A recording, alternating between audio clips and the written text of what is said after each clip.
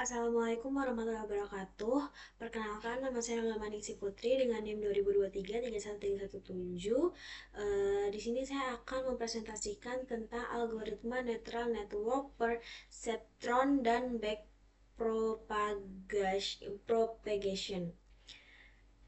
Selanjutnya, untuk latar belakangnya dalam era digital saat ini, pemrosesan data yang kompleks membutuhkan sistem yang mampu meniru cara kerja otak manusia. Algoritma neutral network atau jaringan saraf tiruan ini menjadi salah satu metode kecerdasan buatan yang banyak digunakan untuk menyelesaikan masalah klasifikasi, prediksi, dan pengenalan pola. Salah satu bentuk dasar dari jaringan ini adalah perseptron, yaitu model neutron tunggal yang bekerja berdasarkan bobot fungsi aktivasi. Untuk meningkatkan akurasi dalam jaringan yang lebih kompleks, digunakan algoritma backpropagation, yaitu proses pelatihan jaringan saraf dengan cara memperbaiki bobot secara bertahap berdasarkan error dari output. Pemahaman terhadap konsep ini dan penyelesaian soal terkait ketiga hal ini sangat penting dalam pengembangan aplikasi yang berbasis AI. Untuk rumusan masalahnya yaitu apa itu neutral dan bagaimana cara kerjanya, bagaimana prinsip kerja perseptron dalam klasifikasi, bagaimana algoritma backpropagation melatih jaringan saraf. Untuk yang pertama itu algoritma neural network atau jaringan saraf tiruan adalah model komputasi yang terinspirasi dari cara kerja otak manusia dalam memproses informasi. Jaringan ini terdiri dari sejumlah unit pemroses atau disebut juga dengan neuron atau node yang saling terhubung. Tujuannya adalah mengenali pola dan menghubungkan dalam data, baik dalam bentuk klasifikasi, prediksi, segmentasi, dan sebagainya. Apa itu neural network dan bagaimana cara kerjanya? Neural network bekerja dengan memproses input melalui lapisan-lapisan neuron. Input dikalikan dengan bobot, dijumlahkan lalu dilewatkan ke fungsi aktivasi di hidden layer untuk menangkap pola nonlinear. Output layer menghasilkan prediksi, bobot disesuaikan saat training untuk meminimalkan error. Algoritma terus struktur umum dari neural network juga itu biasanya terdiri dari 3 jenis lapisan, yaitu input layer, hidden layer, output layer. Untuk fungsi aktivasi, yaitu fungsi aktivasi berperan penting dalam membuat jaringan yang mampu mempelajari hubungan nonlinear. Contoh fungsi aktivasinya itu ada sigmoid, ReLU, tang, atau softmax. Untuk contoh soalnya yang saya buat adalah jelaskan bagaimana arsitektur dasar dari sebuah neural network bekerja, mulai dari input layer hingga output layer. Sertakan penjelasan peran hidden layer, bobot, dan fungsi aktivasi dalam proses pembelajaran dari jaringan tersebut. Untuk jawabannya yaitu arsitektur dalam neural network atau NN terdiri dari 3 lapisan utama, yaitu input layer, hidden layer, dan output layer yang tersusun atas neuron-neuron. Untuk input layer menerima data awal, tiap neuron mewakili satu fitur. Hidden layer melakukan pemrosesan dengan bantuan bobot atau penguatan sinyal antara neuron. Dan fungsi aktivasi misalnya ReLU, sigmoid yang menambahkan non-linearitas agar NN dapat belajar pola kompleks. Dan yang terakhir yaitu output layer yang menghasilkan prediksi akhir, jenis neuron, dan fungsi aktivasinya tergantung pada tugas atau klasifikasi atau regresi. Proses pembelajarannya itu neural network belajar dengan menyesuaikan bobot untuk meminimalkan kesalahan prediksi menggunakan algoritma backpropagation dan gradient. Ya. Selanjutnya yang kedua yaitu ada perseptron. Perseptron adalah jenis yang paling sederhana dari neural network, diperkenalkan oleh Frank Roseblad pada tahun 1958. Model ini digunakan untuk melakukan klasifikasi biner atau 2 kelas dan bekerja berdasarkan prinsip pembobotan input dan fungsi aktivasi. Bagaimana prinsip kerja perseptron dalam klasifikasi? Perseptron menghitung hasil dari kombinasi linear antara input dan bobot, lalu memasukkan ke fungsi aktivasi atau step. Outputnya adalah 0 atau 1. Proses ini berulang sampai semua data diklasifikasi dengan benar. Namun, perseptron hanya bisa menangani data yang dapat dipisahkan secara linear. Untuk kelebihan dan kekurangannya sendiri, atau kelebihannya sederhana dan cepat untuk data linear, cocok untuk klasifikasi biner yang mudah dipisahkan. Untuk kekurangannya ada tidak bisa memproses data yang tidak linear seperti XOR, XOR, tidak cocok data set yang kompleks. Untuk struktur perseptronnya itu yaitu satu unit perseptron menerima beberapa input, mengalihkan masing-masing dengan bobotnya, menjumlahkan hasilnya, lalu menerapkannya ke fungsi aktivasi, biasanya fungsi step. Outputnya adalah 0 atau 1 untuk klasifikasi biner. Untuk rumus matematis perseptron itu ada Y sama dengan F dalam kurung W1 X1 ditambah W2 X2 dan seterusnya seperti itu, plus B. Untuk XI-nya itu adalah input ke I, WI-nya itu bobot ke I, dan B-nya itu bias. F adalah fungsi aktivasi, umumnya step function.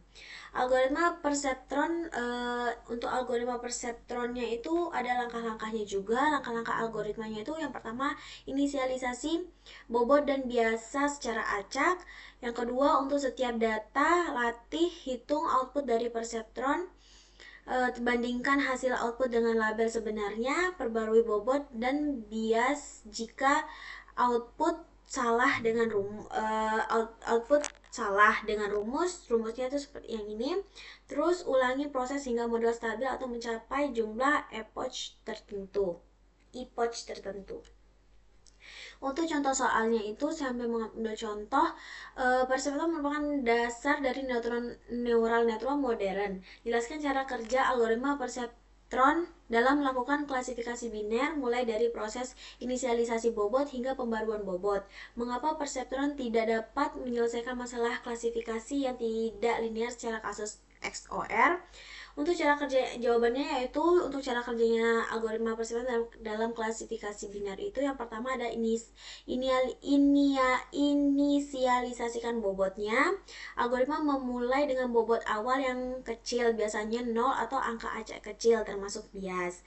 Untuk yang kedua yaitu perhitungkan outputnya. Untuk setiap data input X, perseptron menghitung hasil Z menggunakan rumus Z sama dengan W dikali X plus B, di mana W adalah bobot, X adalah input, dan B adalah bias. Fungsi aktivasi atau step functionnya itu hasil Z kemudian dilewatkan ke fungsi aktivasi. Ini digunakan untuk memutuskan kelas mana yang akan dipilih. Outputnya itu 1 jika Z lebih besar sama dengan 0 dan 0 jika Z lebih kecil daripada 0.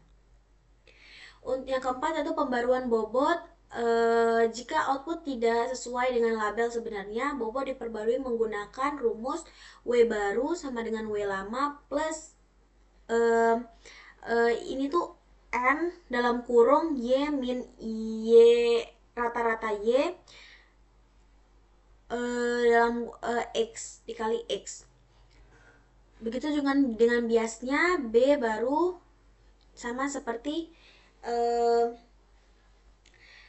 W, dimana Y itu adalah label sebenarnya, Y output prediksi, dan N itu learning rate, nilai kecil, misalnya 0 dan 1. Untuk iterasi atau epoch, proses ini diulang untuk semua data selama beberapa iterasi hingga bobot konvergen atau akurasinya cukup baik. Untuk selanjutnya yaitu mengapa perseptron tidak dapat menyelesaikan keterbatasan perseptron untuk kasus XOR. Perseptron hanya bisa menangani klasifikasi linear, sedangkan kasus XOR bersifat non-linear dan tidak bisa dipisahkan dengan satu garis lurus. Karena itu, perseptron gagal menyelesaikannya. Untuk memecahkan XOR, dibutuhkan jaringan dengan hidden layer dan fungsi aktivasi non-linear. Selanjutnya yang terakhir yaitu algoritma backpropagation. Ini adalah algoritma pembelajaran yang digunakan untuk melatih neural network berlapis multilayer perseptron.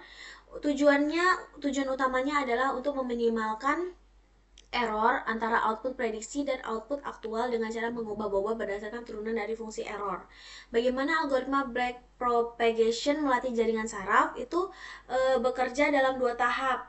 forward pass dan backward pass. Forward pass itu adalah menghitung output jaringan, backward pass adalah menghitung error dan menyebarkannya ke belakang menggunakan turunan. Dengan metode gradient descent, bobot diperbarui agar error menjadi semakin kecil. Proses ini tuh dilakukan berulang hingga jaringan menghasilkan prediksi yang akurat.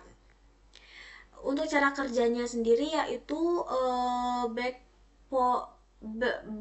propagation bekerja dalam dua tahap utama, yaitu yang tadi forward pass dan backward pass, di mana forward pass itu data dimasukkan ke input layer lalu melewati hidden layer hingga mencapai output.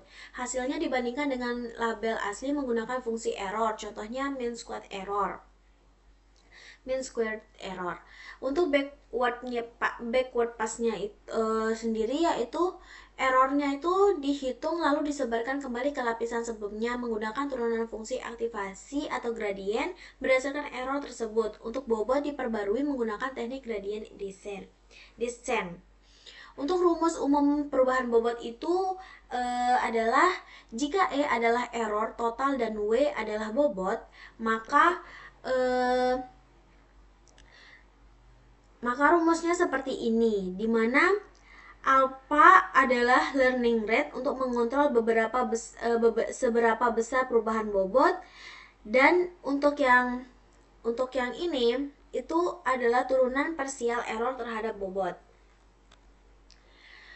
Untuk contoh prosesnya itu misal jaringan memiliki input layer 2 neuron, hidden layernya 2 neuron, dan output layer itu 1 neuron. Terus kelebihan dan kekurangannya itu untuk langkahnya itu hitung output setiap neuron menggunakan sigmoid. Hitung error output misalnya menggunakan rumus E sama dengan 1/2 dalam kurung Y true min Y pred dalam kurung pangkat 2 kuadrat tutup kurung.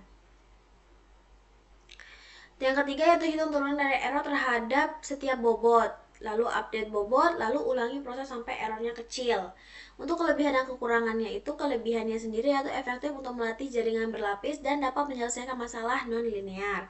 Untuk kekurangannya, rentan terhadap overfitting, membutuhkan tuning hyperparameter atau learning rate epoch back size, dan prosesnya lambat jika data sangat besar.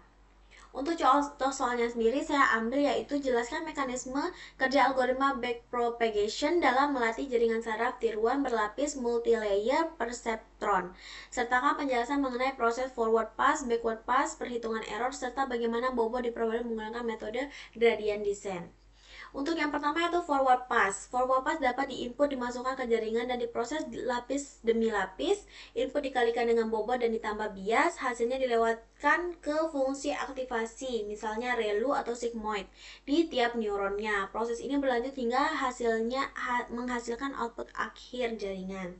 Yang kedua untuk perhitungan error, di mana perhitungan error akhir didapat dihitung selisihnya dengan target sebenarnya menggunakan fungsi error, misalnya mean squared error atau cross entropy. Untuk rumusnya seperti ini, error sama dengan Y target min Y prediksi. Backward pass ini error yang disebarkan mundur dari output layer ke hidden layer. Untuk menggunakan turunan fungsi aktivasi dan aturan rantai dari kalkulus, dihitung seberapa besar kontribusi tiap neuron terhadap error. Ini disebut gradient, yaitu arah dan seberapa besar perubahan bobot diperlukan. Yang keempat yaitu pembaruan bobot atau gradient. Setelah gradien didapat, bobot diperbarui untuk mengurangi error menggunakan rumus seperti ini. Proses ini diulang untuk semua data epoch hingga error cukup kecil atau modelnya konvergen. Kesimpulannya adalah neural network adalah sistem komputasi yang meniru kerja otak manusia untuk mengenali pola dan menyelesaikan tugas seperti klasifikasi dan prediksi. Struktur utamanya terdiri dari lapisan neuron dan fungsi aktivasi berfungsi untuk menangani hubungan nonlinear. Perseptron merupakan bentuk dasar neural network untuk klasifikasi biner, namun hanya efektif untuk data yang dapat dipisahkan secara linear. Untuk masalah yang lebih kompleks, digunakan algoritma backpropagation yang melatih jaringan berlapis melalui proses forward dan backward pass. Dengan pembaruan bobot menggunakan gradient descent, jaringan dapat belajar dan meningkatkan akurasi. Gabungan ketiganya menjadi dasar penting dalam pengembangan kecerdasan buatan modern. Mungkin itu saja yang dapat saya sampaikan. Kurang dan lebihnya saya mohon maaf. Wabillahi taufiq wal hidayah. Wassalamualaikum warahmatullahi wabarakatuh.